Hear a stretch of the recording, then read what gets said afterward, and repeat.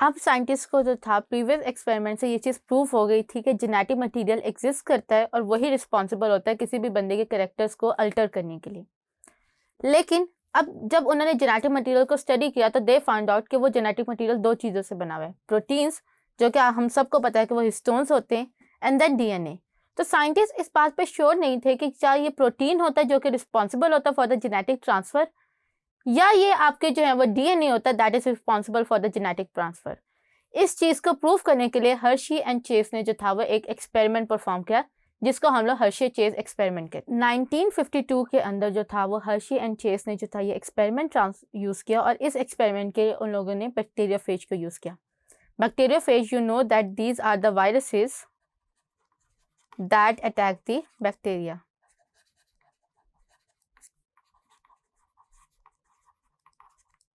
अब ये वायरसेस जो बैक्टीरिया को अटैक कर रहे होते हैं, यू ऑल नो कि ये वो जो वायरसेस होते हैं इनके अंदर जेनेटिक मटेरियल होता है जिसको वो लोग ट्रांसफ़र करते हैं।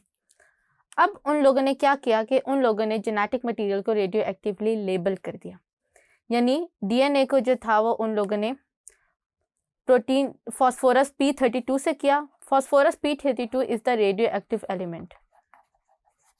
अक्सर स्टूडेंट्स के जहन में ये चीज़ सवाल आती है कि रेडियो एक्टिव एलिमेंट जो है वो हम लोग क्यों डालते हैं। रेडियो एक्टिव एलिमेंट क्योंकि रेडिएशन रिलीज कर रहे होते हैं, तो जब जब ये सेल के अंदर प्रेजेंट होंगे या ये जहाँ जहाँ जाएंगे तो ये अपनी रेडिएशंस के थ्रू इजीली डिटेक्ट हो जाते हैं। तो दैट्स वाई हम लोगों ने डीएनए को P32 के साथ लेबल किया और फिर हमने प्रोटीन को जो था वो सल्फर S35 के साथ लेबल किया, तो ताकि हमें पता चल जाए कि अगर P32 ज़्यादा मूव करेगा और वो रेडिएशन रिलीज करेगा तो इट मीन्स के डीएनए है, अगर S35 की रेडिएशन रिलीज होंगी तो इट मीन्स के वो प्रोटीन है। उन्होंने सबसे पहले जो है वो प्रोटीन कोड जो कि सल्फर से क्रिएट हुआ था उसको उन लोगों ने जो था वो बैक्टीरियाज के ऊपर इंसर्ट करवाया। जब उन्होंने बैक्टीरिया के अंदर इंसर्ट करवाया तो बैक्टीरियाज को उन्होंने टाइम दिया कि वो बैक्टीरियाज जो है वो उसको इन्फेक्ट करे बैक्टीरिया सेल्स को, एंड देन उन्होंने जो था वो एक ब्लेंडर यूज़ किया। उस ब्लेंडर से उन्होंने क्या किया कि उन बैक्टीरियाज को इस प्रोटीन कोड से जो था वो सेपरेट कर लिया, एंड देन जब उन्होंने इन्फेक्टेड बैक्टीरियाज को स्टडी किया तो दे फाइंड आउट कि इन्फेक्टेड बैक्टीरियाज के अंदर किसी किस्म का जो है वो रेडियो एक्टिव मटीरियल नहीं है, विच शोज़ कि जो आपका लेबल्ड प्रोटीन था वो बैक्टीरिया सेल से बाहर ही रह गया और वो बैक्टीरिया सेल के अंदर नहीं गया।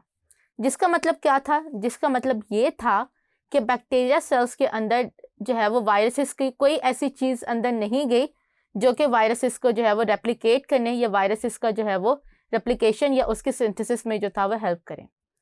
फिर उन लोगों ने जो था वो डीएनए को जो था वो फास्फोरस से लेबल किया। अब आप देखो कि यहाँ पे फास्फोरस से डीएनए हुआ है तो उसके अंदर से ग्रीन लाइट जो है वो निकलना शुरू हो गई, एंड देन उन्होंने जो था वो इसको बैक्टीरिया फेजिस को जो है वो बैक्टीरिया सेल्स पे इन्फेक्ट करवाया और उन्हें जो था वो टाइम दिया कि वो इन्फेक्ट हो जाए।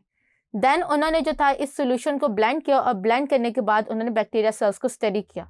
तो जब बैक्टीरिया सेल्स को स्टडी किया तो they are releasing the radioactive energy, जिससे शो हुआ कि जो डीएनए है इट इज़ द वन जो है वो बैक्टीरिया सेल के अंदर गया है, और यही जो है ये बैक्टीरिया सेल के अंदर जाने की वजह से ये बैक्टीरिया के अंदर जो है वो इस तरह का प्रोसेस, रेप्लिकेशन का प्रोसेस जो है वो करवा रहे हैं।